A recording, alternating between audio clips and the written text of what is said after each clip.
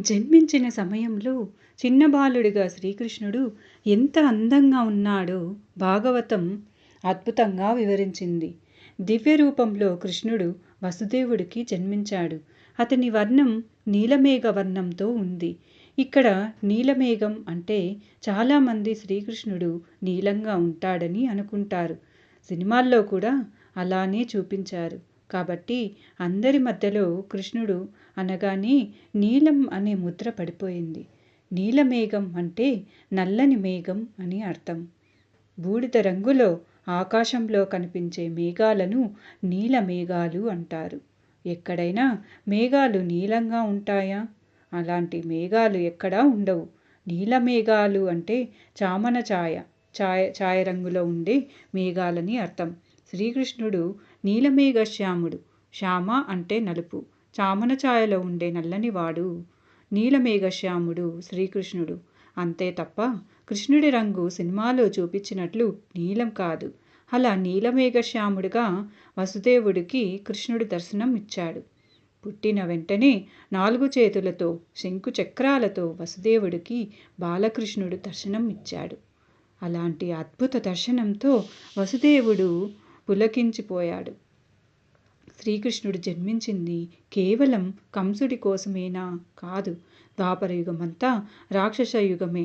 ఆ రాక్షస వంశాలన్నీ కలియుగంలో వస్తే ఇక ఆ అరాచకం అంతా ఇంత కాదు. అందుకే కలియుగంలోకి ఒక్క రాక్షస వంశం కూడా రాకుండా సమూలంగా శ్రీకృష్ణుడు నాశనం చేయడానికి ఆ అవతారం ఎత్తాడు. శ్రీకృష్ణుడు ముందు కంసుడు ఒక చిన్న నలుసు అంతే. అలా తన ఒడిలో ఆడుకుంటున్న పరమాత్మను చూసి దేవకి ఆనందం దుఃఖం రెండూ వచ్చాయి. దేవకికి కంసుడు ఎక్కడ తన బిడ్డను చంపేస్తాడో అన్న భయం. దేవుడే పుట్టిన తల్లికి కొడుకే కదా, కన్న తల్లి భయం తనది. అప్పుడే విష్ణు స్వరూపంలో ఉన్న కృష్ణుని దేవకి ప్రార్థించింది. దుష్టుడైన కంసుని శిక్షించాలని కోరింది. అప్పుడు విష్ణువు దేవకి వసుదేవుల పూర్వజన్మల గురించి వివరించాడు. ఒక జన్మలో దేవకి పృష్టి అనే గొప్ప పతివ్రత. ఆమె భర్తగా వసుదేవుడు ఆ జన్మలో సుతపుడు అనే పేరుతో మహర్షిగా ఉన్నాడు. వారిద్దరూ తపస్సు చేసి విష్ణువు సాక్షాత్కారం పొందారు. తమ 3 జన్మల్లో విష్ణువే కుమారుడిగా పుట్టాలని వరం అడిగారు. అలా ఆ జన్మలో ఆ దంపతులకు పృష్ణి గర్భ పేరుతో విష్ణువు జన్మించాడు. ఆ తర్వాత జన్మలో దేవకి వసుదేవులే అతిథి కశ్యపులుగా జన్మించారు. వారికి వామనుడిగా విష్ణువు జన్మించాడు. చివరిగా దేవకి వసుదేవులకు కృష్ణుడిగా జన్మించాడు. ఈ వివరణ అంతా భాగవతంలో ఉంటుంది. అప్పటికే యోగమాయ నందుని భార్య అయిన యశోద గర్భంతో ఉంది. శ్రీకృష్ణుడు పుట్టిన కొద్దిసేపటికే యోగమాయ భద్రాదేవిగా యశోదకు జన్మించింది. ఆ తర్వాత ఆమె సుభద్రాదేవి అయ్యింది. బలరామకృష్ణుల చెల్లెలు సుభద్ర విష్ణువు వసుదేవుడికి అన్ని ఆదేశాలు ఇచ్చాడు. తనను గోకులంలో ఉన్న నందుని ఇంటికి చేర్చాలని, అక్కడ ఉన్న ఆడపిల్లను ఇక్కడకు తీసుకురావాలని వసుదేవుని విష్ణువు ఆదేశించాడు.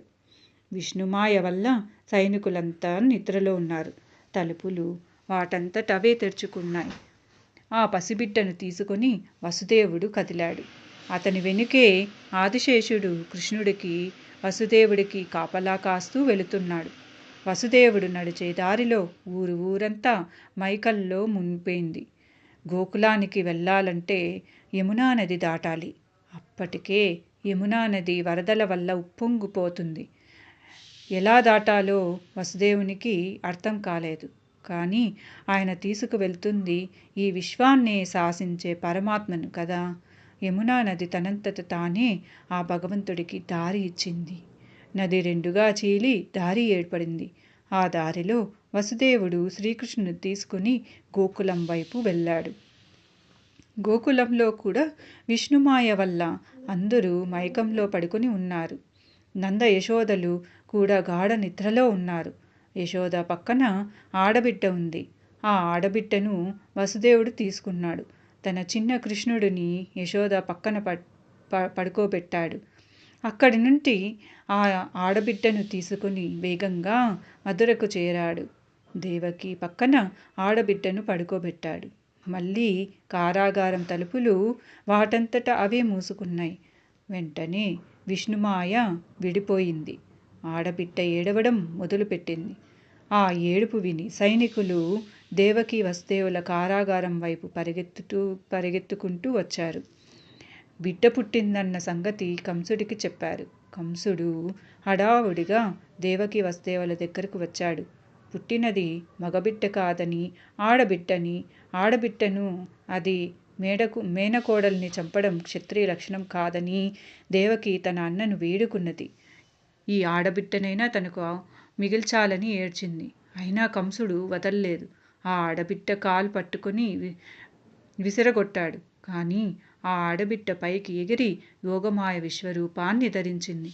8 చేతులతో ప్రత్యక్షమై కంసుడిని హెచ్చరించింది.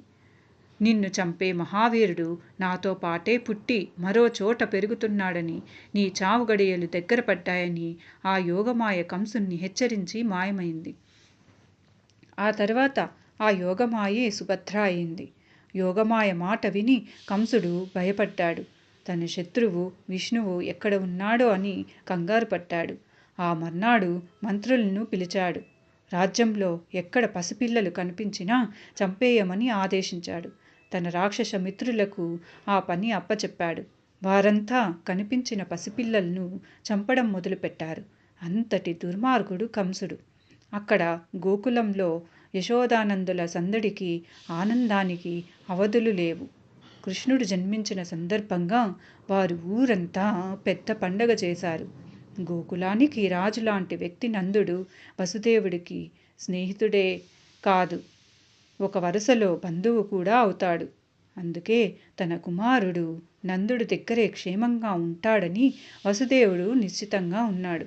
తన ఇంట్లో పెరుగుతున్నది వసుదేవుడి కుమారుడే అన్న సంగతి నందుడికి తెలుసు. యశోదకు మాత్రం తెలియదు. అవతార పురుషుడి జన్మ రహస్యాన్ని నందుడు తనలోనే దాచుకున్నాడు. కానీ గోకులంలో మాత్రం శ్రీకృష్ణుడి జననం తర్వాత సంబరాలు అద్భుతంగా జరిగాయి. మధుర ప్రజలు ప్రతి ఏటా కంసుడికి పన్నులు కడుతూ ఉంటారు. అలా పన్నులు కట్టేందుకు నందుడు మధురకు వెళ్ళాడు. అప్పటికే శ్రీకృష్ణుడు జన్మించాడని కంసుడికి తెలుసు. కాబట్టి దేవకి వసుదేవులను జైలు నుంచి గృహ నిర్బంధానికి మార్చాడు. అలా మధురకు వెళ్ళిన నందుడు తన చిన్ననాటి స్నేహితుడు కృష్ణుడు తండ్రి అయిన వసుదేవుణ్ణి కలిశాడు. తన కుమారుడు నందుడి దగ్గరే ఉన్నాడు కాబట్టి అతన్ని చూడగానే వసుదేవుడికి దుఃఖం ఆగలేదు. అతన్ని పలకరించి క్షేమ సమాచారాలన్నీ కనుక్కున్నాడు. కంసుడు వెతికి మరి చంటి పిల్లలను చంపేస్తున్నాడని, ఎలాగైనా పిల్లలను కాపాడాలని నందుడిని వసుదేవుడు హెచ్చరించాడు. అది విన్నందుకు కంగారుపడి వెంటనే తన పల్లెకు బయలుదేరాడు. రోజుల పిల్లాడైన శ్రీకృష్ణుడి మీద కంసుడు ఎన్ని దాడులు జరిపించాడంటే కంసుడు ఎంత దుర్మార్గుడో ఆ ఘోరాలే చెప్తాయి. అప్పటికే కంసుడు తన సైన్యంలో ఉన్న పూతన అనే రాక్షసిని పంపించాడు. ఆమె ఊళ్ళలో తిరుగుతూ కనిపించిన పసిపిల్లలందరినీ చంపేస్తుంది. అలా నందుడు ఉన్న గోకులానికి వచ్చింది. పోతనగారి భాగవతంలో ఈ గోకులాన్ని రేపల్లె అని రాశారు. రేపల్లె అని కూడా అనవచ్చు. ఒక అందమైన యువతి రూపంలో పూతన రేపల్లెలో తిరుగుతుంది. శ్రీకృష్ణుడిని చూసేందుకు అప్పటికే చాలామంది గోపికలు ఆ ఇంట్లో ఉన్నారు. నందుడి ఇల్లంతా సందడిగా ఉంది. అదే సమయంలో పూతన కూడా ఆ ఇంట్లోకి వచ్చింది. ఆమె సౌందర్యాన్ని చూసి గోపికలు కూడా ఆశ్చర్యపోయారు. అందరూ ఆమె మాయలో పడిపోయారు. అక్కడ ఉన్న పసుబాలుడి రూపంలో ఉంది విష్ణువు అని పూతన గ్రహించలేకపోయింది. పసిపిల్లాడే కాబట్టి చంపడం చిన్న పని అనుకునింది. అలాగే చిన్ని కృష్ణుడి దగ్గరికి వచ్చింది. మరోవైపు యశోద రోహిణి వారిస్తున్న వినుకుండా చిన్ని కృష్ణుడిని ఎత్తుకుని తన జనుబాలిచ్చింది. ఆ పాలలో ఉన్న విషంతో కృష్ణుడిని చంపాలన్న చంపాలన్నది పూతన ఆలోచన. కానీ సర్వాంతర్యామి అయిన విష్ణువుకి ఇది తెలియదా? పూతన పాలనే కాదు, తన ప్రాణాలను కూడా పీల్చేశాడు. ఏం జరుగుతుందో పూతనకు అర్థం కాలేదు. అందమైన మాయా రూపాన్ని విడిచి తన నిజస్వరూపంతో పూతన పెద్ద పెద్ద కేకలు పెడుతూ పడిపోయి ప్రాణాలు విడిచింది. ఆమె రాక్షస శరీరం ఒక ఊరంతా ఉందని భాగవతంలో వివరించారు. అంత పెద్ద శరీరంతో పూతన పడిపోయి ఉంది. ఒక చిన్న బాలుని సంహరించేందుకు కంసుడు అంతటి భయంకర రాక్షసిని జాలి లేకుండా పంపాడు. పూతన మృత శరీరంపై ఆడుకుంటున్న శ్రీకృష్ణుని చూసి యశోద భయపడిపోయింది. అతన్ని ఎత్తుకుని లాలించింది. అంత పెద్ద శరీరానికి నందుడు మిగిలిన గోపాలకులు దహన సంస్కారాలు చేశారు. రోజుల పిల్లల వయసు నుంచే శ్రీకృష్ణుడు కష్టాలు ఎదుర్కొన్నాడు. శ్రీరాముడికి కష్టాలు వనవాస సమయం నుంచి ఎదురైతే శ్రీకృష్ణుడి జన్మమే కారాగారవాసంతో మొదలై అడుగడుగున ప్రాణగండాలతో అతని జీవితం గడిచింది. నిజానికి రాముడి కన్నా కృష్ణుడు అనుభవించిన కష్టాలే ఎక్కువ. అలా పూతన గండం తప్పిందని గోకులంలో అంతా సంబరాలు చేసుకున్నారు. అంతటి రాక్షసిని సంహరించిన శ్రీకృష్ణుడు సామాన్యుడు కాదని, సాక్షాత్తు భగవంతుడి స్వరూపమే అని గోకులంలో అంతా అనుకున్నారు. కానీ యశోద మాత్రం తన బిడ్డకు ఏమవుతుందో అన్న భయంతో బాలకృష్ణుణ్ణి జాగ్రత్తగా చూసుకుంటుంది. కొన్ని రోజుల తర్వాత శ్రీకృష్ణుడు బోర్లా పడ్డాడు. ఆ సంబరాన్ని నంద యశోదలు ఘనంగా చేద్దాం అనుకున్నారు. ఊరికి దగ్గరలోనే ఏర్పాట్లు చేశారు. ఒక ఎడ్ల బండిపై అన్ని రకాల తినుబండారాలు పెట్టారు. యశోద ఆ కార్యక్రమాల హడావుడిలో ఉంది. పిల్లాడికి ఎండ తగులుతుంది అని ఆ ఎడ్ల బండి కింద కృష్ణుడిని పడుకోబెట్టింది. ఆ ఎడ్ల బండి చక్రం మామూలు చక్రం కాదు, అది చక్రం రూపంలో ఉన్న చక్రాసురుడు. ఆ చక్రాసురుడు కృష్ణుడిని తొక్కి చంపుదామని అనుకున్నాడు. ఈలోపు శ్రీకృష్ణుడు తన కాలి స్పర్శతో ఆ బండిని తన్నాడు. అంతే అంతే ఎడ్ల బండి ఆకాశమంత ఎత్తు ఎగిరి కింద పడింది. ఆ బండి ముక్కలైపోయింది. నంద యశోదలు భయపడిపోయారు. బండి కింద కృష్ణుడు ఉన్నాడు, అతడికి ఏమైందో అని భయపడ్డారు. కానీ ఆ బండి కింద కృష్ణుడు నవ్వుతూ కనిపించాడు. అలా చిన్నప్పటి నుంచి కృష్ణుడిని చంపేందుకు కంసుడు రాక్షసులతో కుట్రలు చేస్తూనే ఉన్నాడు. ఒకరోజు యశోద కృష్ణుణ్ణి ఎత్తుకుంది. ఎందుకో అకస్మాత్తుగా కృష్ణుడు బరువుగా మారిపోయాడు. అంత బరువుగా మారిన కృష్ణుణ్ణి ఎత్తుకోలేక యశోద కిందకు దించి పడుకోబెట్టింది. అప్పుడు కంసుడు పంపిన మరో రాక్షసుడు శ్రీకృష్ణుని చంపాలని చూశాడు. అతని తృణావర్త. తృణావర్తం అంటే మనకు అమెరికాలో కనిపించే టోర్నడో అన్నమాట. విపరీతమైన సుడిగాలి రూపంలో ఆ తృణావర్త అనే రాక్షసుడు గోకులాన్ని చుట్టేశాడు. బాలకృష్ణుణ్ణి ఆ గాలితో చుట్టేసి పైకి తీసుకువెళ్ళిపోయాడు. ఆ గాలిలో ఉక్కిరిబిక్కిరి చేసి చంపుదాం అనేది తృణావర్త ఆలోచన. తృణావర్త దాటికి ఊరంతా దుమ్ముతో నిండిపోయింది. సూర్యుడు కూడా కనిపించనంత దట్టంగా దుమ్ము నిండింది. ఊరంతా చీకటి అయిపోయింది. సుడిగాలిలో చిక్కుకున్న కృష్ణుణ్ణి చూసి యశోద భయపడిపోయింది. చనిపోయాడు అనుకుని ఆమె మూర్ఛపోయింది. ఆ గాలిలో కృష్ణుడు అలా అలా బరువెక్కడం మొదలుపెట్టాడు. ఎంత బరువు అయ్యాడంటే తృణావర్తుడు కూడా ఆ బరువుని మొయ్యలేక కుప్పకూలిపోయి రాళ్లపై పడి మరణించాడు. ఆ రాక్షసుడిపై కృష్ణుడు ఆడుకుంటున్నాడు. అలా కంసుడు పంపిన తృణావర్తను కూడా పసిబాలుడైన కృష్ణుడు తన మాయతో చంపాడు. అలా రోజుల పిల్లవాడిగా ఉన్న రోజుల్లోనే కృష్ణుడు పూతన, చక్రాసుర, తృణావర్త అనే రాక్షసులను సంహరించాడు. ఒకరోజు వసుదేవుడి దగ్గరకు గర్గ మహర్షి వచ్చారు. శ్రీరాముని వంశానికి వశిష్ఠుడు రాజగురువు. అలాగే వసుదేవుడి వంశానికి రాజగురువు గర్గ మహర్షి. తన బిడ్డలకు నామకరణం చేయాలని వసుదేవుడు గర్గ మహర్షిని కోరాడు. కంసుడికి తెలియకుండా రహస్యంగా గర్గ మహర్షి గోకులానికి వెళ్ళాడు. అంతటి మహర్షి తమ గోకులానికి రాగానే యాదవులంతా ఒక సంబరంలా చేశారు.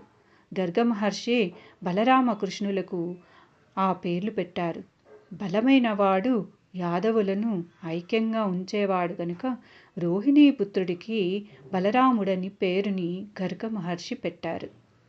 దేవకి గర్భం నుంచి రోహిణి గర్భానికి ఆకర్షింపబడినవాడు కాబట్టి సంకర్షణ అనే పేరును కూడా పెట్టారు.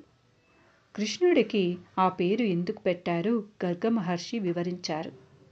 అంతకుముందు మన్వంతరాల్లో దేవదేవుడు ఎత్తిన అవతారాల్లో కృతయుగంలో తెల్లగాను, త్రేతాయుగంలో ఎర్రగాను, ద్వాపర యుగంలో పచ్చగాను భగవంతుడు ఉండేవాడు. కానీ ఇప్పుడు నల్లని దేహంతో జన్మించాడు. నలుపు అంటే కృష్ణ అని అర్థం.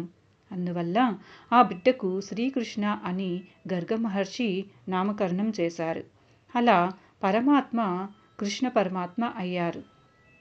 వసుదేవుడి కుమారుడు కనుక వాసుదేవుడు అని కూడా కృష్ణుడికి పేరు ఉంది. యశోద పెంచింది కాబట్టి యశోదా కృష్ణ అని నందుడి ప్రేమను పొందాడు కాబట్టి నందనందన అని కృష్ణుడికి చాలా పేర్లు ఉన్నాయి. ఇక అక్కడి నుండి బాలకృష్ణుడి ఆటలు వెన్నదొంగలించడం లాంటి అల్లర్లతో కృష్ణుడి బాల్యం గోకులంలో చాలా అందంగా సాగుతుంది.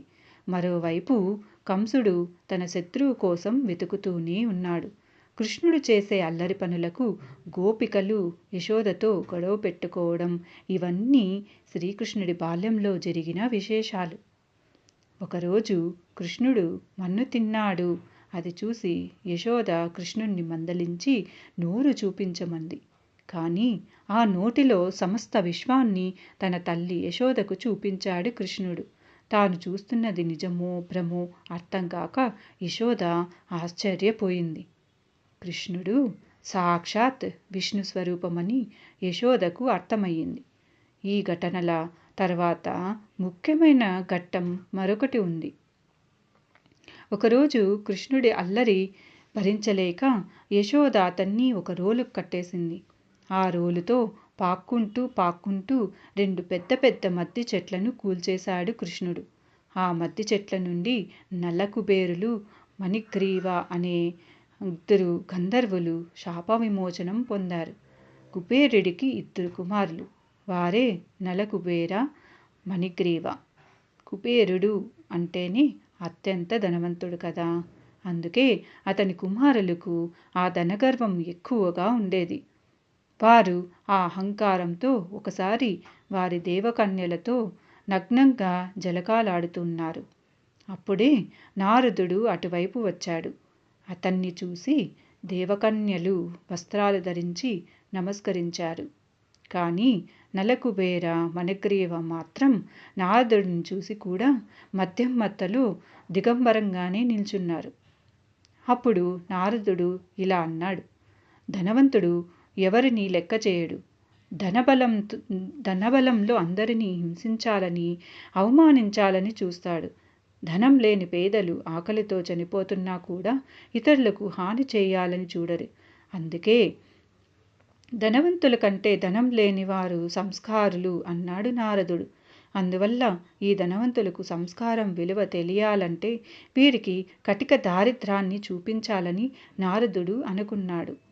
ఐశ్వర్య మతంతో విర్రవీగుతున్న మీ ఇద్దరూ 100 దివ్య సంవత్సరాలు మద్ది చెట్లుగా పడి ఉండని నలకుబేర మణిగ్రీవులను నారదుడు శపించాడు. విష్ణువు శ్రీకృష్ణుడి అవతారంలో ఉన్నప్పుడు అతని స్పర్శ వల్ల మీకు శాప విమోచనం అవుతుందని కూడా చెప్పాడు. అలా నలకుబేర మణిగ్రీవులు 100 దివ్య సంవత్సరాలు మద్ది చెట్లుగా ఉండి కృష్ణుడి స్పర్శ వల్ల మళ్ళీ వారి రూపాలు పొందారు. వారు శ్రీకృష్ణుడి అనుమతి తీసుకుని వారి యక్షలోకాలకు వెళ్ళారు. చెట్లు కూలిపోయిన శబ్దానికి యశోద పై ప్రాణాలు పైనే పోయాయి. అక్కడ కృష్ణుడు ఉన్నాడు. అతనికి ఏమైందో అన్న భయంతో పరుగులు తీసింది. తీరా చూస్తే అక్కడే కృష్ణుడు ఆడుకుంటూ ఉన్నాడు. రోజుల్లోనే ఇన్ని దుర్ఘటనలు జరగడం చూసి యశోద నందులే కాదు గోకులం అంతా భయపడింది. ఇలాంటి ప్రాంతంలో ఉంటే కన్నయ్యకే కాదు పిల్లలందరికీ ప్రమాదమేనని గోకులం పెద్దయిన నందుడు భావించాడు. అతను పెద్దలందరితో సమావేశమయ్యాడు. అందరూ సురక్షిత ప్రాంతానికి వెళ్ళిపోదామని నిర్ణయం తీసుకున్నాడు. అలా శ్రీకృష్ణుడి పరివారమంతా వెళ్ళిన ప్రాంతమే బృందావనం. ఇక అక్కడి నుండి కృష్ణుడి బాల్యం 14 ఏళ్ల వరకు బృందావనంలోనే గడిచింది. అక్కడ కూడా కృష్ణుడిని కంసుడు వదల్లేదు. ఎంతోమంది రాక్షసులు శ్రీకృష్ణుడిపై దాడి చేశారు. అయితే ఇక్కడే చాలామందికి కృష్ణుడి చరిత్రలో సందేహాలు వస్తూ ఉంటాయి. బృందావనం అనగానే రాధాకృష్ణుల చరిత్ర అందరికీ గుర్తొస్తుంది. ఉత్తర భారతదేశంలో రాధాకృష్ణుల ఆరాధనే ప్రధానం. వారు కృష్ణుడిని రాధను వేరువేరుగా చూడరు, ఒకరుగానే చూస్తారు. కానీ భాగవతంలో రాధ గురించి పెద్దగా కనిపించదు. కృష్ణుడి లీలల వర్ణనే ప్రధానంగా భాగవతంలో ఉంటుంది. కానీ ఉత్తర భారతంలో భాగవతంతో పాటు బ్రహ్మవైవర్త పురాణాన్ని కృష్ణ భక్తులు భక్తితో పఠిస్తూ ఉంటారు. ఎందుకంటే శ్రీకృష్ణుడికి సంబంధించిన ఆధ్యాత్మిక భక్తి విశేషాలన్నీ బ్రహ్మవైవర్త పురాణంలో మాత్రమే ఉన్నాయి. ఆ పురాణంలో రాధాకృష్ణుల చరిత్రే ప్రధానంగా కనిపిస్తుంది. అందుకే బృందావనంలో శ్రీకృష్ణుడి విజయాలను ఈ ఎపిసోడ్లో తెలుసుకుని నెక్స్ట్ ఎపిసోడ్లో రాధాకృష్ణుల గురించి వివరంగా చెప్పుకుందాం.